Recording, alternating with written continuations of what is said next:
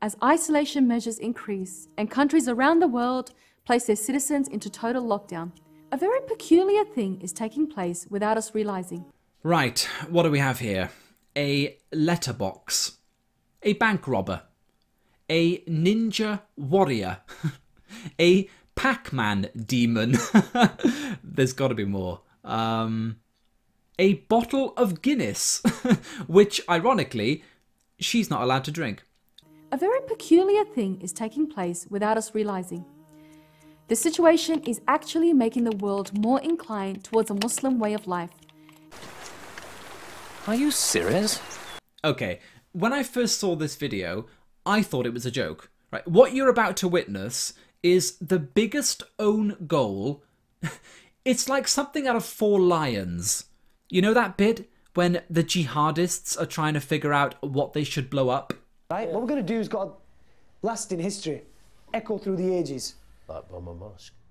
Barry, we're not bombing a mosque. You don't get it, do you, Omar? We radicalise the moderates, the Ummah rises up, it all kicks off. No, I do get it. I tell you what it's like. It's like you're in a fight with someone and they're punching you in the face, right? Right? And so what you go and do is you punch yourself in the face. Well, this video is like punching yourself in the face. Right? She is about to bomb the mosque intellectually by suggesting, proudly, that the religion of Islam is akin to a global pandemic. And you don't have to look far to see how. Now, atheists have been saying this for quite some time. Dawkins introduced the concept of memetics 40 years ago, I believe. Hitchens famously described Islam as a poison. But I thought Muslims objected to those analogies. Apparently not. Apparently, they concede living your life in quarantine at the whim of a rampaging virus is just like being an Islamist. Yeah, we know. It's fucking awful. The situation is actually making the world more inclined towards a Muslim way of life, and you don't have to look far to see how. People around the world are spending more time with their families. Pubs, clubs and casinos are now officially closed. In certain countries, alcohol has been banned. People are washing their hands more regularly. Whoa, whoa, whoa, whoa, whoa, whoa, whoa, whoa, whoa, whoa, whoa, whoa. She's gonna vomit this crap at us in a giddy blur, hoping that your brain will simply absorb it without question. Fortunately, our culture invented the video editor, so...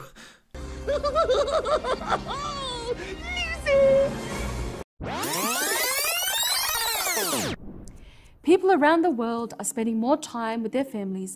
On their deathbeds, you mean? Well, people are spending more time with their immediate families. They're cut off from their parents, grandparents, cousins, their aunts and uncles, not to mention their best friends and partners. Couples are reluctant to start families, given restrictions placed on their domestic healthcare systems, and of those already pregnant, some are miscarrying due to battling the virus itself or as a result of additional stress brought about by our current situation. But no, people are spending more time with their families. Well done, you've nailed that. Next. Pubs, clubs and casinos are now officially closed. Along with mosques, barbers and kebab houses. What's your point? Sorry, do you think we've only closed places of business that offend Wahhabi Islam? Because I got news for you. We've shut cinemas too, right? Leisure centres, coffee houses. I mean, are they haram? Does Muhammad hate macchiatos? Hey. In certain countries, alcohol has been banned. Yeah, 2 of them. Greenland and South Africa, I believe. Hardly a sweeping trend. And why have they done that? Did you bother to read the article? Or just... no? The sale of alcohol has been banned in the Greenland capital, Nuuk, in an attempt to reduce violence against children during the period of confinement caused by the coronavirus outbreak. In other words, remember that point you made earlier about the lockdown being great because people get to spend more time with their families? It's actually led to an increase in domestic violence. Because it turns out that when you trap people in their homes, you disable social interaction, you prevent them from letting off steam in places like pubs and clubs, a fraction of those people will begin to abuse their families. I suppose to fully embrace the Muslim way of life, though, we'd need to get into an Afghanistan-type situation where 1 in 2 women report physical or sexual abuse by their intimate partner, and the child marriage rate is at 35%, but baby steps, yeah? Not good. Bit not good, yeah. People are washing their hands more regularly. Western nations are the most hygienic places on earth, and that's just obvious, right?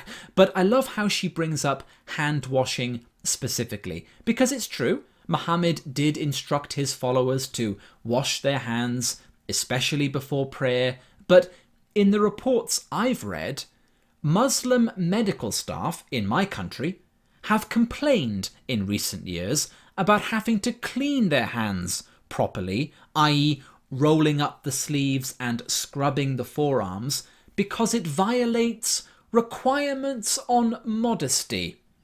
The plot thickens. And suddenly, it's becoming socially acceptable not to shake hands. This is quite significant considering Muslims have long struggled with explaining why we don't shake hands with the opposite gender. I think you're grasping at straws or something. So, a temporary suspension of handshakes between people of both sexes, right, to curb the spread of an infectious disease is now in the same camp as Muslims refusing to shake hands with the opposite sex only, right, due to straight up nutbag Bronze Age beliefs about limiting physical contact to members of the same family. You can justify anything with that logic. I mean, you might as well say that because some women have their clitoris removed when they develop cancer of the vulva, that just justifies blanket FGM right across the board. It doesn't. The reason we do things matters. You're a maniac. Nobody's fooled. Yet what's really strange right now is the interesting stance many countries now have towards a face covering. Oh, this gon' be good. Countries like France, Austria, Denmark, Norway and the Netherlands, who have long been at odds with the Islamic face covering, even in some instances banning it altogether. Can we get a round of applause for Austria there, please? Auf ihre Entschlossenheit bin ich stolz. God, I love Austria. Countries like France, Austria, Denmark, Norway and the Netherlands, who have long been at odds with the Islamic face covering, even in some instances banning it altogether, are now embracing the cloth without hesitation. Is this the false equivalency again? Okay.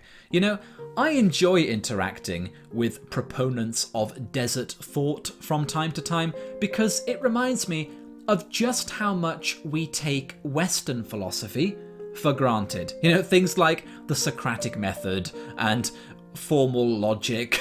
And I'm not saying that every European applies these tools or even recognizes them for that matter, but there is a subconscious knowledge, I think, a cultural understanding that you never make an argument as dumb as this. I think even flat earthers and Holocaust deniers have a better go, you know. Do you know what I mean? In fact, some of these countries have made such a dramatic transition that they've even enforced the covering by law. This means that the same cloth, which would have once left you with a hefty fine for being worn, will now leave you with a hefty fine for not being worn. You don't know what you're talking about, do you? Sir? I said, you don't know what you're talking about. We're trying to stop people from dying. No one's happy about it. As soon as the threat is diminished, the masks will disappear. The goal is to halt the spread of a virus, not to propagate one, which is what you're doing when you ponce about in that bin liner. A bin liner, by the way, that is gender specific, Notice the difference. If the Austrian government had said, right, we're introducing face masks for women only because their raw sexual energy is likely to bewitch a man to such a degree that he essentially has to rape her right there in the oldie with his little bratwurst, right? Thereby catching coronavirus, you'd have a point. But they didn't, so you don't.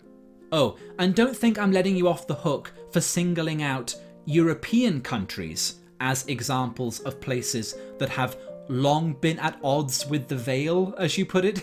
It's banned in Turkey, my dear. It's banned in Tajikistan. It was banned in Iran before the revolution of '79, so don't give me any of that shit about the burqa representing the Muslim way of life. Who the hell are you to speak on behalf of the millions of Muslim women around the world who don't wear it and would never want to? We have to stop letting these people centre the conversation, man. I mean, if it were up to me, they wouldn't even be invited to the debate hall, let alone given a place on the panel, but I digress. If that isn't enough, we're actually seeing face coverings being paraded in French fashion shows. Yeah, French fashion shows have also been known to feature women with yoga mats strapped to their heads and whatever the fuck this is, so I wouldn't read too much into it. To make matters even more interesting, Donald Trump himself has even jumped on the bandwagon, not only encouraging the face coverings, but hijabs as well. Are you out of your fucking mind? There's a lot I'm prepared to believe, but Donald Trump encouraging the hijab is not one of them. Please tell me that you have some proof of this, because I tell you, I don't see it happening. A lot of people have scarves, and you can use a scarf. Scarf would be very good. So you can use scarves. You can use something else over your face. It doesn't have to be a mask. Could it be that... Wait, what? Come here. Hey, you're a waste of space. Oh! This is just getting desperate now. On what planet did you understand what he just said to be an endorsement of the hijab? A lot of people have scarves, and you can use a scarf. Scarf would be very good. So you can use scarves. You can use something else over your face. It doesn't have to be a mask. For a start, the hijab doesn't even cover the face, right? It covers the hair. That's the hijab. And it would not qualify as a face mask for the purposes of this pandemic. Secondly, at no point did Trump use the word hijab. He didn't say niqab or burqa or chador, right? He made no reference to Islamic garb whatsoever. He said scarf. What's a scarf? It's what your nan used to knit you for Christmas, right? He's saying wear one of those around your face. Now, I don't know if that's sound medical advice, probably not, but that's what he's saying. Damn, I was actually hoping for a smoking gun there, weren't you? Could it be that everyone has now had a change of heart? Or have they too been inspired by the Muslim way of life? Not bloody lightly! We sure pray that this tragic virus comes to an end soon and we can all get on with our lives once again as normal. Well, I'm with you there. I hope the world manages to get rid of both of these viruses. That would be amazing. There'd be parades in the street. It would be like 1945 all over again. And we sincerely pray that Allah alleviates the suffering around the world caused by this disease. But until then, I'm sure it's left us with a lot to think about. For those of us who can think, and I love the little wrap up there, we pray the disease goes away. But if it makes people into Muslims, maybe it was worth it? That was an abortion. Probably the worst take on the coronavirus I've heard. And I'm including in that the 5G people, the ones who think it was developed by Microsoft. It's up there with those. And it reminds us that although it's great to see universities around the world work frantically to develop a vaccine for COVID, and I wish them well with it, far less attention is being spent on sourcing a cure for this particular virus, the virus of Islamism. that, given its rate of transmission and potency of effect, might just prove more fatal in the long run. A virus is something that spreads because it spreads because it spreads. So if you look biologically at what a virus does, it's made of DNA or sometimes RNA. It contains instructions that don't say something interesting like the DNA of an elephant that says build a trunk. Strictly speaking, you could say the DNA of an elephant says build a trunk and build legs and build a tail and build ears, all in the service of making more DNA like this. That's what it's all about. So any DNA is in a sense saying make more DNA like me, but in the case of an elephant, using this rather large digression of making a trunk and legs and eyes and so on. In the case of a virus, the digression is much shorter. In the case of a virus, it's just more or less copy me, copy me, copy me, make a duplicate of me, replicate me, spread me around.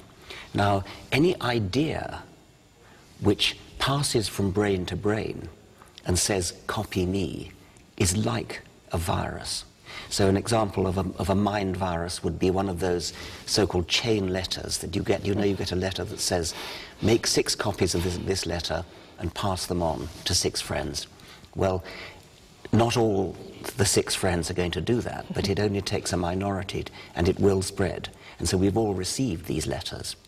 They are pointless, they're a waste of time. Sometimes they contain little bribes. They say, if you make 6 copies of this letter, then you'll receive 10 euros from each person, or whatever it is.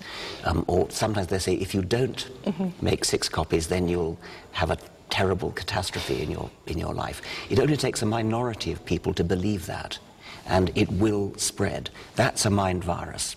I think religion is like that, because I think religion contains messages of reassurance. You'll go to heaven if you believe.